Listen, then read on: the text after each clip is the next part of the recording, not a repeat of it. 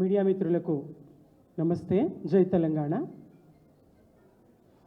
జూబ్లీహిల్స్ నియోజకవర్గంలో మాగంటి సునీతమ్మ గారి గెలుపు ఖాయమని తెలిసినటువంటి కాంగ్రెస్ మరి రేపొద్దున ప్రజలకేం చెప్పాలి, ఆ ఓటమిని వాళ్ళ వైఫల్యానికి ఒక రెఫరెండంగా చెప్పాల్సినటువంటి పరిస్థితి వస్తుందని తెలిసి ఇప్పుడే ఈ డ్రామా మొదలుపెట్టి సానుభూతితో గెలిచింది, ఏడ్చి గెలిచింది అని చెప్పడానికి ఇప్పుడే డ్రామా మొదలుపెట్టింది కాంగ్రెస్. కాంగ్రెసే డ్రామా మొదలుపెట్టి ఆడబిడ్డ కన్నీటిని ఆ వేదిక మీద జూబ్లీహిల్స్ నియోజకవర్గ కార్యకర్తల విస్తృత స్థాయి సమావేశపు వేదిక మీద, కార్యకర్తల వేదిక మీద గోపన్న అమర్ రహే, గోపన్న అమర్ రహే అనేటువంటి నినాదాలు విని కంటికి పుట్టెడు శోకంతో దుఃఖిస్తున్నటువంటి ఆ గోపన్న గారి సతీమణి మాగంటి సునీతమ్మ గారి దుఃఖాన్ని అవమానించే విధంగా పొన్నం ప్రభాకర్ గారు మాట్లాడడం, మంత్రి స్థానంలో ఉండి బాధ్యతాయుతమైనటువంటి స్థానంలో ఉండి సమాజంలో సగమైనటువంటి మహిళను గౌరవించాల్సినటువంటి స్థానంలో ఉండి ఆయన మహిళలను అవమానించే విధంగా, కన్నీటిని అవమానించే విధంగా, ఆ దుఃఖాన్ని అవమానించే విధంగా ఆమెను ఏడవమని చెప్తా ఉన్నారు. డ్రామా అని చెప్పేసి, ఆర్టిఫిషియల్ దుఃఖం అని చెప్పేసి. ఆర్టిఫిషియల్ దుఃఖం ఉంటుందా? ఆర్టిఫిషియల్ దుఃఖం ఉంటుందా? కార్యకర్తల సమావేశం, అది ప్రజల ముంగిటికి పోయింది కాదు.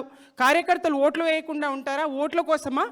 ఒక్క సందర్భంలో గారు పొన్నం గారు ఏదో నోరు జారిండ్రు, మాట వరుసకు ఆ దాటున వచ్చేసింది అన్న సందర్భం కాదు. పదే పదే గాంధీ భవన్ సమావేశంలో అదే మాట అంటారు, మళ్ళీ మీడియా ముందుకు వచ్చి అదే మాట అంటారు, మళ్ళీ అక్కడ గద్వాల విజయలక్ష్మి గారు, తర్వాత విజయారెడ్డి గారు మహిళల ముందర అదే మాట అంటారు. దాన్ని కొనసాగిస్తూ ఉన్న తీరును చూస్తూ ఉంటే కాంగ్రెస్ వెన్నులో వణుకు మొదలైంది. వైఫల్యాల్ని కప్పిపుచ్చుకోవడానికి తమ ఓటమిని రేపు కారణం ఏం చెప్పాలి తమ ఓటమికి అని చెప్పేసి ఇప్పుడే కారణాలు వెతుక్కుంటూ ఆమె సానుభూతితో గెలవబోతున్నది, ఏడ్చి గెలవబోతున్నది అనేటువంటి ప్రచారాన్ని ఇప్పుడే మొదలుపెట్టిండ్రు అనేది తెలంగాణ సమాజం అర్థం చేసుకుంటా ఉంది. ఎక్కడైనా ఈ బీఆర్ఎస్ ప్రభుత్వంలో గతంలో కేసీఆర్ గారు మహిళలకు ఎంత ప్రాధాన్యతనిచ్చిండ్రు, ఎన్ని రంగాల్లో 50% స్థానిక సంస్థలో రిజర్వేషన్లు ఇచ్చిండ్రు.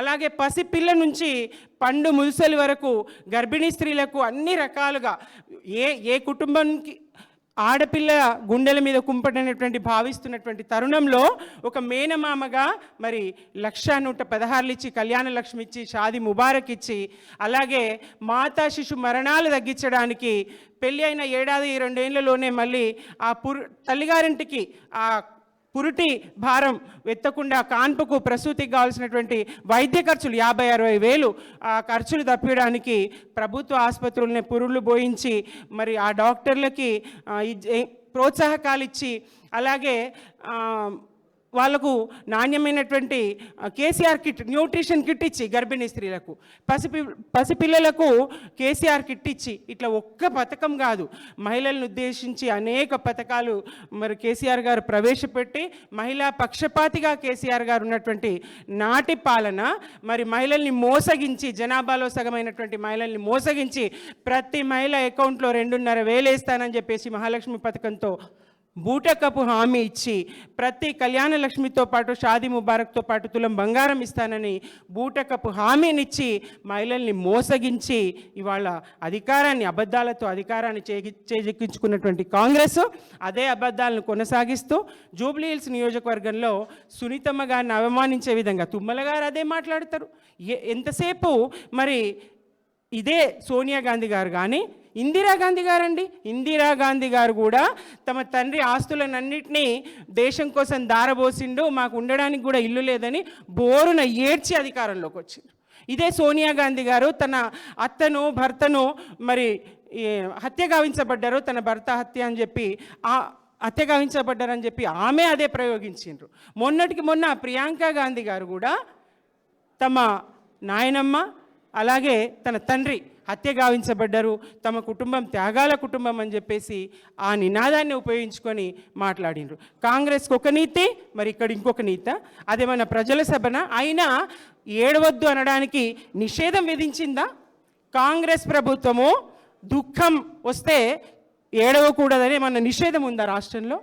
6 నెలలు కూడా కాలేదు భర్త చనిపోయి. దుఃఖం ఉండదా, బాధ ఉండదా? అర్థం చేసుకునేటువంటి సోయి జ్ఞానం కాంగ్రెస్కు ఉండాల్సింది పోయి ఈ రకంగా అవమానించడం అయితే తీవ్రంగా ఖండిస్తూ ఉన్నాము.